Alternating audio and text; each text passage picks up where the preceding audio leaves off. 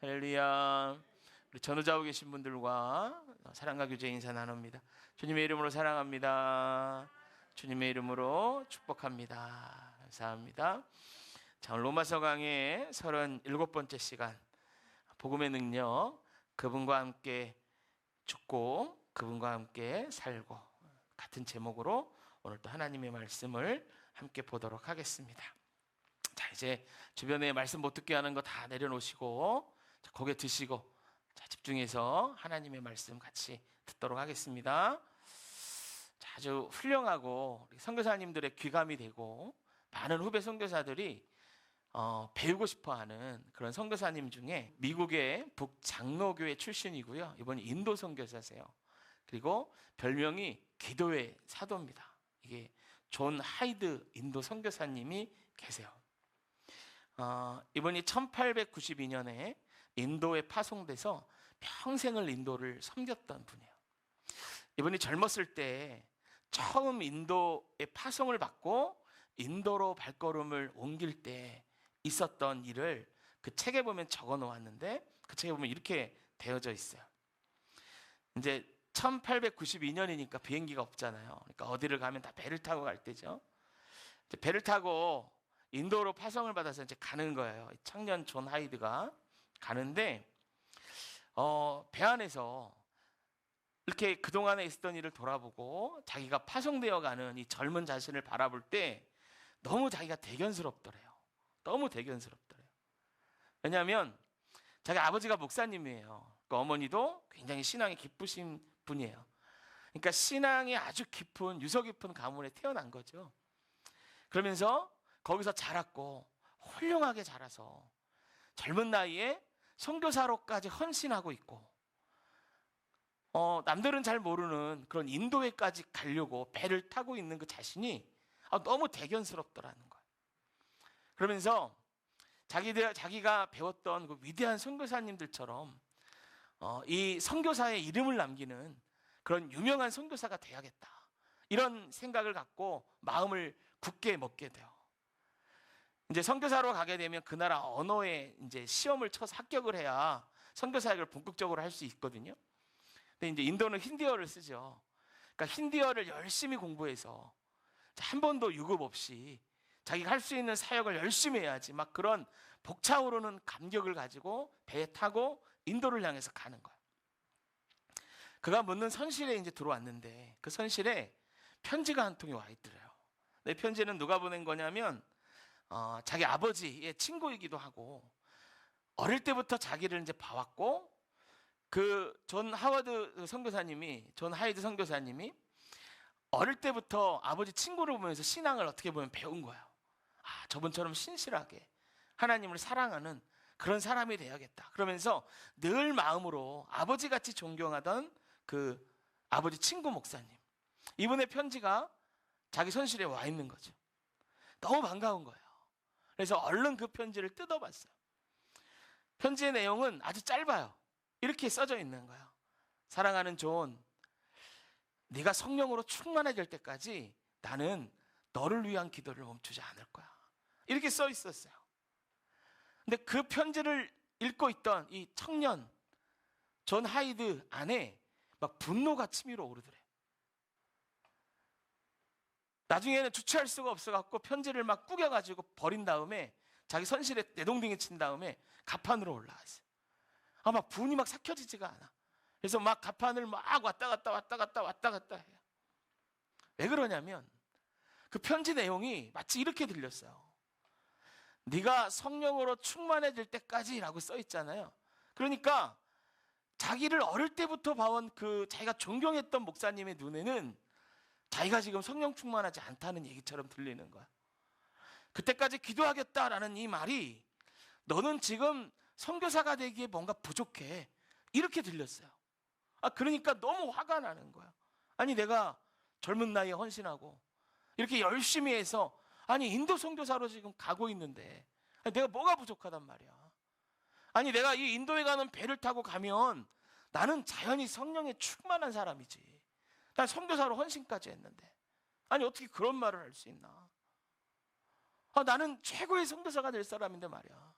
막 그러면서 화가 주체가 안 돼가지고 가판 일을 막 왔다 갔다 하는 거예요. 근데 조금 지나니까 이 청년 존 하이드 안에 이런 생각이 들더래요. 너 그 편지 보낸 분은 어릴 때부터 너를 봐온 분이잖아. 너를 누구보다도 잘 알잖아. 근데 그분이 본 너의 모습이 틀릴까? 이런 생각이 들더래요. 그때까지는 막 너무 분이 막 삭히지가 않아가지고 막 화가 났는데 불현듯 그 생각이 드는 거야. 그분이 본 내 모습이 틀린 모습일까? 그러면서 성령 충만해질 때까지 내가 기도할 거야. 이 한 단어도, 이 한 문장도 용납하지 못하는 자기 자신이 보이는 거야. 내가 과연 성령에 충만하다면 이 편지를 읽고 이렇게 분을 내고 있는 내 모습이 이게 올바른 모습인가? 성령 충만하지 않기 때문에 이것 때문에 지금 내가 이렇게 화가 나는 게 아닌가? 막 그런 생각이 막 들면서 그 마음 안에 막 싸움이 막 일어나는 거야. 아니야, 그분이 몰라서 그래. 아니야, 그분이 잘 본 거야. 이런 마음이 막 속에서 막 싸우는 거야. 그래서 다시 선실로 내려갑니다. 꼬깃꼬깃 버렸던 그 편지를 다 펴가지고 읽고 또 읽고 읽고 또 읽고, 그렇게 읽을수록 이분이 본 내 모습이 정확하다 그 생각이 드는 거예요. 그리고 그 선실에서 엎드려 이분이 기도하기 시작해요. 기도할 때 이 선교라는 것을 통해서 자기의 이름을 드러내려고 했던 자기의 야망이 보이기 시작하는 거죠. 자기가 하나님의 이름을 빙자하기는 했으나 그 마음 깊은 곳에서는 하나님의 이름을 높이는 게 아니라 자기가 높임받고 싶은 마음이 가득했던 거예요. 그래서 이 청년 존 하이드가 거기서 엎드려서 인도로 가는 그 길에 항해가 끝날 때까지 눈물로 며칠 동안, 몇 달 동안을 기도합니다. 철저하게 기도하고 그 마음과 싸우고, 나중에는 이런 마음이 들었대요. 내가 지금 이 배 안에서 힌디어 시험을 열심히 준비해서 인도에 내리자마자 시험을 통과해야 되는데 내가 그 시험을 통과하지 못해서 아주 이름 없는 무명의 선교사가 되어 인도 시골에 처박혀 있을지라도 하나님, 지금 나에게 성령 충만하게 해주시고 이 내 야망이 꺾이게 해주시면 내가 그렇다 하더라도 만족하고 살겠습니다. 막 이런 기도가 나오더래요. 항해가 끝날 때까지 몸부림치고 또 몸부림쳤던 거죠. 이 영적인 몸부림의 시간, 많은 사람들이 이 존 하이드 선교사님의 삶을 보면서 그때를 이렇게 얘기합니다. 존 하이드 자신도 그렇고요. 바로 그때가 야망덩어리였던 청년 존 하이드가 죽고 위대한 기도의 사도라고 불렸던, 평생을 인도를 위해서 헌신하고 모든 선교사들의 귀감이 됐던 그 위대한 선교사가 태어났던 그 순간이 바로 그 배 밑에서 자기의 야망을 죽이고 예수님 사시기를 간절히 기도했던 그 순간이라고 말하는 거예요. 할렐루야. 그 배 안에서 존 하워드의 옛사람이 죽고요, 예수님 사셔서 평생 동안 그와 동행하며 그의 삶을 인도하셨던 거죠. 여러분, 우리는 지난 2주 동안 6장의 말씀을 계속 들었어요. 계속 들으면서 이 옛사람의 죽음이 세례를 통하여 이미 이루어졌다라고 말씀드렸습니다. 세례를 통하여 그 죽음은 이미 장사되어진, 결론난, 여지없는 죽음이라는 거죠. 이게 말씀이 이야기하는 진리입니다. 나의 감정, 나의 생각, 나의 환경, 이게 진리가 아니고 말씀이 진리죠. 그래서 우리는 늘 이 진리를 선포해야 돼요. 내가 안 죽어서, 안 죽은 것 같아, 이랬는데도 내가 죽었나? 이게 아니에요. 그럼에도 불구하고 나는 죽었습니다. 이것이 우리가 늘 선포해야 되는 진리인 줄로 믿습니다. 그래서 여러분, 지난 시간에는 이 고백이 공동체의 고백뿐만이 아니라 우리의 개인의 고백 될 때 복음의 능력 안에 살아갈 수 있다는 말씀을 지난 시간에 드렸어요. 할렐루야. 여러분, 저와 여러분 모두가 이 복음의 능력을 사용하는 저 여러분 되시기를 축복드립니다. 어떤 환경과 어려운 상황이 올 때 선포하는 거예요. 나는 죽었습니다. 나는 죽었습니다. 나는 죽었습니다. 주문이 아니라 믿음의 선포로. 할렐루야. 자, 오늘 우리가 6장을 계속해서 봅니다. 6장 12절. 자, 12절만 한번 눈으로 보시겠어요? 첫 번째 시작하는 단어가 뭐예요? 6장 12절. 같이 큰 소리 해봅시다. 시작. 그러므로. 이제 적어보세요. 여러분, 성경에서 그러므로 라는 말이 나오면 앞에 내용이 중요한 거예요. 왜냐하면 앞에 내용이 원인입니다. 그래서 그러므로 이후에는 그 결과가 나오는 거예요. 그래서요, 그러므로 라고 하면 앞에 것이 원인이 되어 그 결과가 나온다라는 말인 거예요. 그러니까 여러분, 오늘 본문이 12절에 그러므로 라고 시작한 것은 앞에 내용, 우리가 다 배웠죠? 나는 죽었고 예수님이 사셨습니다. 나의 옛사람의 죽음을 선포하는 그 죽음, 그리고 예수님이 살아나신 그 부활하심, 그것을 통하여 이제는 우리 삶 가운데 어떤 일이 일어나고, 그것을 통하여 그 믿음을 붙잡고 살아갈 때 우리가 무슨 삶을 살아야 하는지, 그것이 원인이 되는 결과가 뭔지를 12절 이후부터는 우리에게 알려주는 거예요. 이해가 되시죠? 그래서 여러분, 12절부터 이제 새로운 문단이 시작되고요, 이 진리가 생명으로 붙잡아졌다면 이제는 너희들은 이렇게 살아야 되고, 이걸 통하여 너희 삶 속에 이런 열매가 맺힐 거다. 바울이 이 이야기를 본격적으로 하는 거죠. 이건 마치 이런 것과 같아요. 여러분, 우리가 아이를 기를 때 여러분 생각해 보세요. 아이가 태어나자마자 막 걷고 뛰고 막 이럽니까? 안 그러잖아요. 처음에 누워 있다가 고개 들고 뒤집고 때가 되면 걷죠. 아이가 걸을 때 여러분, 어떤 부모도 관심 없이 그냥 내버려 두지 않습니다. 걷기 시작하면 처음에 걸음마를 뛸 때 넘어질까 봐 막 두 손을 이렇게 받치면서 따라가죠. 넘어지면 안을 준비를 미리 하는 거예요. 그러다가 넘어지면 얼른 잡아가지고 또 이렇게 세워주고.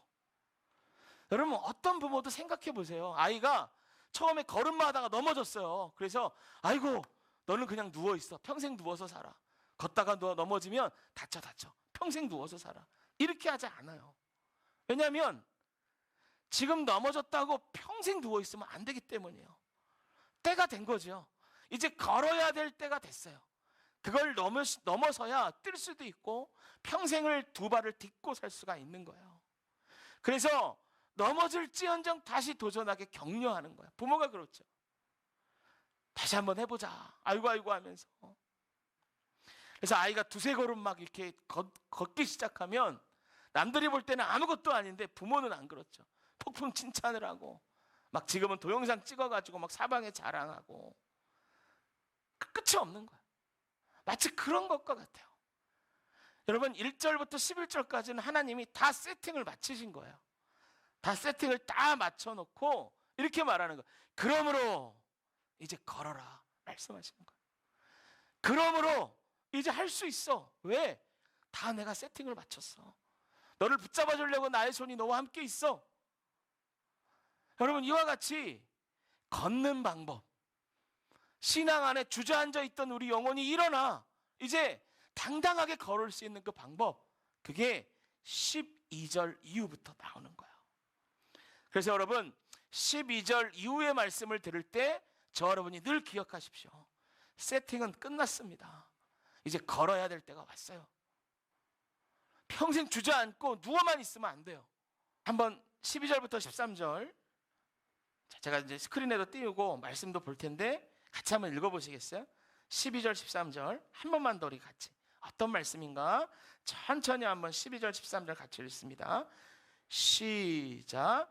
그러므로 너희는 죄가 너희 죽을 몸을 지배하지 못하게 하여 몸의 사욕에 순종하지 말고, 또한 너희 지체를 불의의 무기로 죄에게 내어주지 말고, 오직 너희 자신을 죽은 자 가운데서 다시 살아난 자 같이 하나님께 드리며 너희 지체를 의의 무기로 하나님께 드리라. 할렐루야. 여러분, 이 말씀을 한번 잘 보세요. 우리가 진리를 붙잡았어요. 이 진리는 우리 옛사람은 이미 죽었다라는 선포입니다. 죽어야 한다. 아직 안 죽어서, 내가 못 죽어서 이게 아니고 나는 이미 죽었습니다라고 선포하는 이 진리예요. 이걸 붙잡았어요. 그런데 이상하죠? 이걸 붙잡은 우리 안에도 여전히 죄의 몸이 우리를 지배하려 할 때가 있다는 거예요. 보세요. 12절, 죄가 너희 몸을 지배하지 못하게 하여. 그러니까 이 말은 뭐냐면 죄가 몸을 지배하려 할 때가 있다는 거예요. 그래서 예전 성경, 개역 성경에는요 이렇게 했어요. 이걸 왕노릇하지 못하게 하여. 왕노릇하지 못하게 하여. 여러분, 백성은 왕의 말을 듣게 돼요. 죄가 우리의 왕노릇한다는 거예요. 여전히 진리를 붙잡은 이유란 말 12절이에요 여러분. 이거는 전혀 선 이해 없이 듣는 게 아니고 1절부터 11절까지 내가 죽었습니다라는 진리를 붙잡은 이유예요. 그런데 여전히 죄가 지배하려고 하고요, 더 나아가서는 왕노릇하려고까지도 하고 있다는 거예요. 또 13절에 이렇게 얘기해요. 같이 한번 스크린 보고 읽으세요. 자, 성경 이제 그만 보시고 앞에 고개 드시고 스크린 보고 보이시죠? 읽겠습니다. 시작. 또한 너희 지체를 불의의 무기로 죄에게 내주지 말고. 또 여러분, 불의의 무기, 죄가 우리를 불의의 무기로 이 죄에게 내어주려고 그러는데요. 아니, 불의의 무기가 뭡니까? 무기는 여러분 사람을 죽이는 거예요. 여러분, 우리가 죄가 왕노릇하게 되면 이렇게 된다는 거예요. 눈빛으로, 말로, 삶의 열매로 주변 사람들을 죽이는 사람이 된다는 거예요. 그래서 막 옆에 사람들이 너무 힘들어, 막 이런 사람이 된다는 거예요. 여러분, 이상한 거예요. 이미 나는 죄에 대해 죽었는데, 그렇다고 선포하고 진리를 붙잡았는데, 아니 말씀에 여전히 죄가 나의 몸을 지배하고 불의의 무기로 죄에게 내어주는 그런 일들, 이건 한마디로 얘기하면 이런 거죠. 아직 안 죽은 것 같은 일, 아직 안 죽은 것 같은 일이 생긴다라는 거. 이상하지 않습니까? 이 부분에 대해서 고 오카르 목사님, 사랑의 교회에, 그분이 로마서 강해 이제 책이 있는데 그 책에 보니까 이 부분에 대해서 이렇게 말씀하셨더라고요. 뭐라고 이제 말씀하셨냐면, 우리가 죄에 대하여 죽은 것이지 죄가 우리에 대하여 죽은 것이 아니다. 그럼 다시 잘 들어보세요. 우리가 죄에 대하여 죽은 것이지 죄가 우리에 대하여 죽은 것이 아니다. 여러분, 이해되세요? 거듭난 우리에게도 그 죄가 우리 몸에 여전히 자리 잡고 있다는 거예요. 그래서 여러분, 오늘 본문 보면요, 초점이 어디냐면 영혼이 아니에요. 여러분, 몸입니다. 몸. 하나님이 그 1절부터 11절까지 세팅을 다 맞춰놓고 진리 안에서 어떻게 걸음마를 뛸 것인가를 말하고 있거든요. 그런데 그 초점을 보니까 어디에 있냐면 몸에 있더라는 거예요. 이게 너무 중요한 거예요. 초점이 어디에 있다고요? 몸에 있더라는 거예요. 말씀 보세요. 스크린 보세요. 죄가 지배하지 못하게 해야 하는 곳이 어디예요? 몸이에요. 몸을 지배하지 못하게 하여. 또 어디에 사욕에 우리가 순종하면 안 됩니까? 몸의 사욕에 순종하면 안 돼. 13절에 보면 너희 지체를 불의의 무기로 주지 말라 그러는데, 이 지체라고 하는 건 뭐냐? 몸을 얘기하는 거예요. 몸. 다 몸이에요. 그러므로 너희는 죄가 너희 죽을 몸을 지배하지 못하게, 몸의 사욕에 순종하지 말고, 너희 지체, 수족이죠, 모든 몸의 모든 부분을 불의의 무기로 내주지 말고, 이렇게 얘기하는 거예요. 이 몸의 사욕이라는 말은 뭐냐면 죄를 짓게 하는 욕구를 얘기하는 거예요. 죄를 향하는 마음, 죄를 짓게 하는 욕구. 우리가 죽었다라고 선포하는 그때에도 몸은 여전히 죄를 짓고 싶어하는 욕구 가운데로 나아간다라는 것입니다. 이게 여전히 남아있다라는 거예요. 그러니 우리가 어떻게 해야 되는가? 다 이렇게 얘기하는 거야. 너희 죽을 몸을 지배하지 못하게 하여 몸의 사욕을 순종하지 말고, 불의의 지체로 너희 지체를 내주지 말고라고 하는 거예요. 못하게 하라라는 거예요. 그럼 여러분, 이 못하게 하라라는 말은 뭔가? 그 마음과 싸우라는 거예요. 싸우라는 겁니다. 이해되세요? 지금 따라오고 계세요? 여러분, 우리 속사람은, 우리의 영혼은 죄의 지배로부터 자유로워졌어요. 그러나 여전히 내 몸 안에는 죄를 짓게 하는 욕구가 가득해요. 그러니까 어떻게 하나? 이것에 지지 말고 싸우라는 겁니다. 그래서 바울이 고린도전서 9장 27절에 이렇게 말해요. 내가 내 몸을 쳐서 복종하게 함은 내가 남에게 전파한 후에 자신이 도리어 버림당할까 두려워함이로다. 내가 내 몸을 쳐서 복종하게 함은.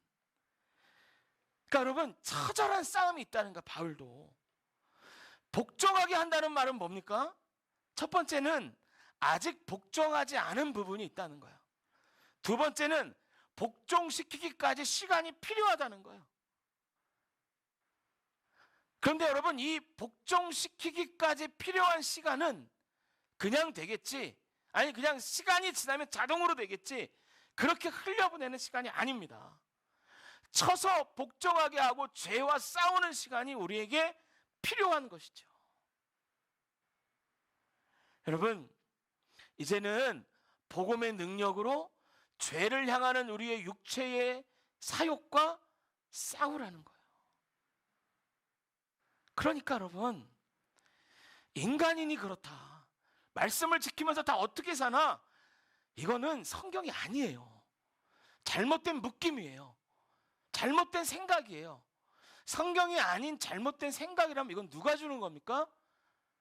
아마 여러분 육성으로 말해보세요. 누가 주는 생각이에요? 성령님이? 아니, 마귀가 주는 생각이에요. 이걸 당연하게 받아들이지 말라는 거예요. 이 마음에 찌지 않도록 싸워야 된다는 겁니다. 이 싸움에 대하여 바울은 쳐서 복종시킨다라는 말까지 사용했어요. 처절한 싸움이 있다는 거예요.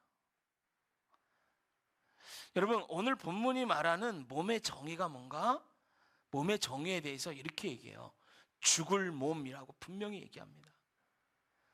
여러분, 우리 몸은 죽습니다. 영원히 살지 않아요. 우리의 몸은 죽을 몸이기 때문에 우리가 영원히 살 것처럼 몸을 위해서만 살면 안 되는 거예요. 몸은 어때요? 몸은 여전히 그 죄를 향하는 마음 때문에, 생각 때문에 죄를 향하여 간단 말이에요. 죄를 짓게 하는 욕구를 따라가려 한단 말이에요. 그래서 여러분, 이 몸을 쫓아가다 보면 몸이 죽을 때 우리도 둘째 사망에 들어가는 거예요.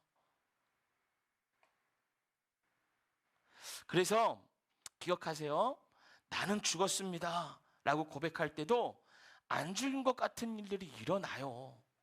이거는 잘못된 게 아니에요. 근데 잘못된 건 뭐냐? 그래서 나는 안 죽었네, 이게 잘못된 거예요. 뭐 어떻게 해야 돼요?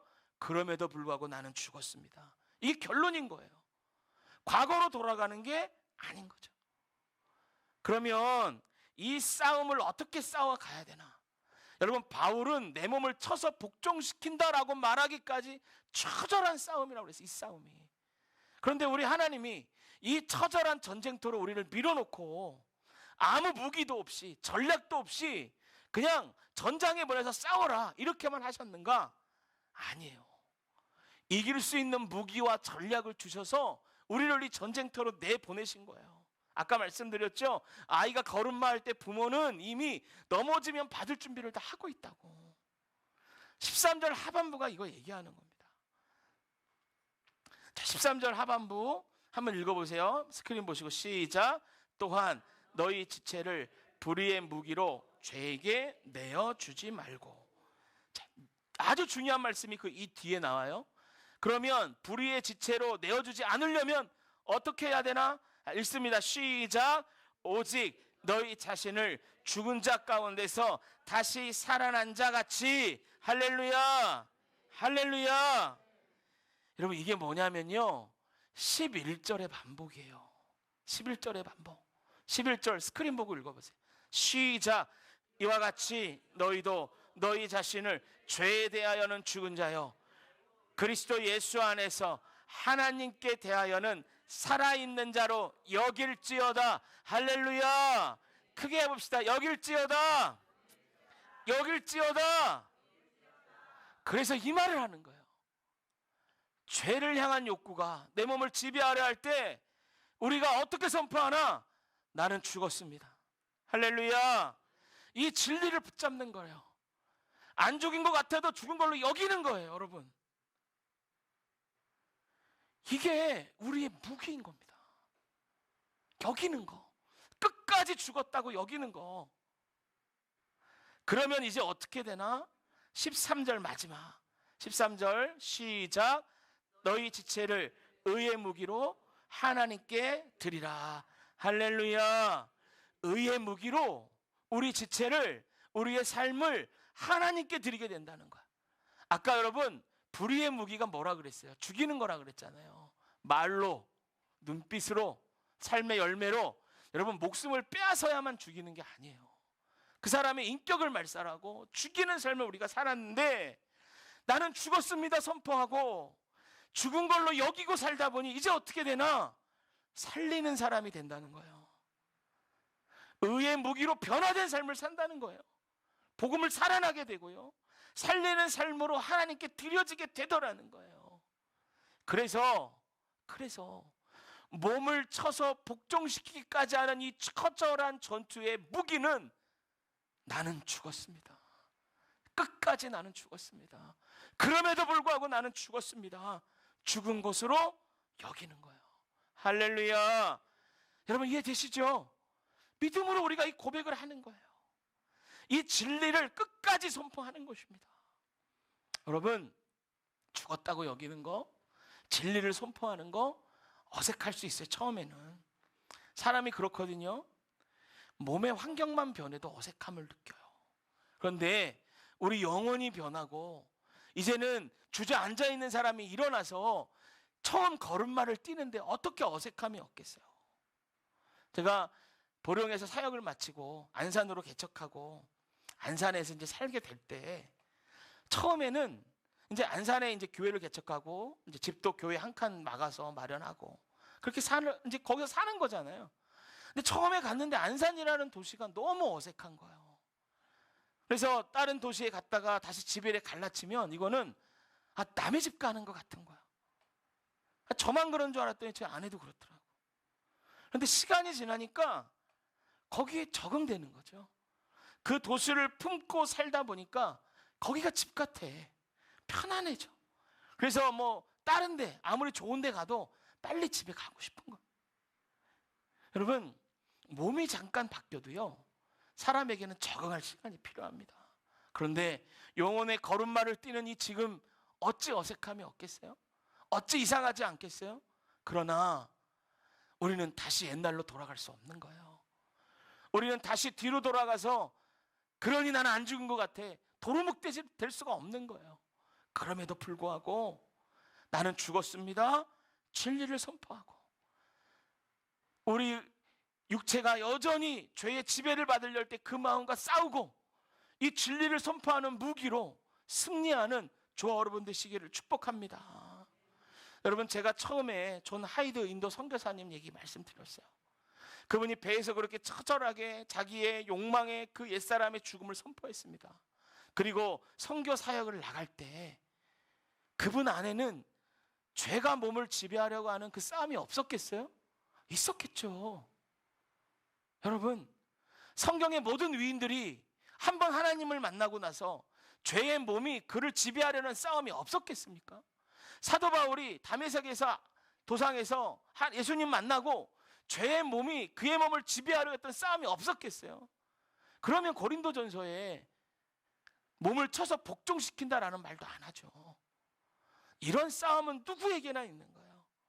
그때 우리가 그럴수록 그렇게 그런 일들이 일어날수록 더욱더 나는 죽었습니다 고백하는 것. 그럼에도 불구하고 나는 죽었습니다 고백하는 것. 이미 나의 옛사람은 죽었습니다 선포하고 이 진리를 믿고 이 무기로 승리하는 저와 여러분 되시기를 주님의 이름으로 축원합니다. 할렐루야, 할렐루야. 크게 아멘 합시다. 할렐루야. 여러분, 이 말씀 우리가 또 지난번과 같이 3번 크게 우리가 선포하고 또 말씀 마칩니다. 시작. 나는 죽었습니다. 나는 죽었습니다. 나는 죽었습니다. 똑같은 말이에요. 한 번 더 우리가 좀 손을 가슴에 모으고 우리 영혼 가운데 우리가 선포합시다. 손을 가슴에 모으고, 자, 손을 가슴에 다 모아보세요. 이렇게. 자, 선포합니다. 시작. 내 옛사람은 이미 죽었습니다. 한 번 더. 내 옛사람은 이미 죽었습니다. 마지막. 내 옛사람은 이미 죽었습니다. 사랑의 하나님,